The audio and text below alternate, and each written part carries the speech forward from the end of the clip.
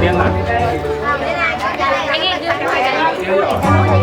Anh ơi bay đi. Lên này. Chị quay đi chị. Đi vào đi. Đợi cao nặng. Con gái đỡ hồ đi. Bay vào bay, bay vào lên, bay cho bay. Ô chị kiện. Hai đứa đỡ đứng dậy cho đẹp nhá, rồi đỡ vậy vậy. Rồi bắt đầu được quay. Quay đi chị. Cái này đang quay đó. Đi vào cho nó đỡ mỏi. Nhưng mà đấy, thế đứng vậy thôi à, chứ không để vào được đấy à? Chạy đem nước đi. Có chụp ảnh không? Chị chụp cái nào?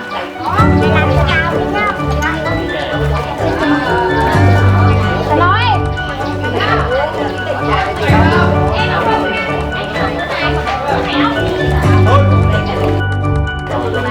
nói đi nước chè đi.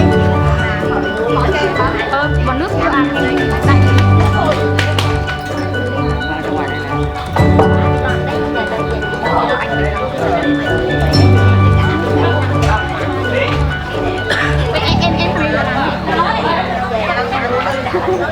Châm nước đi mà rót đây các cụ.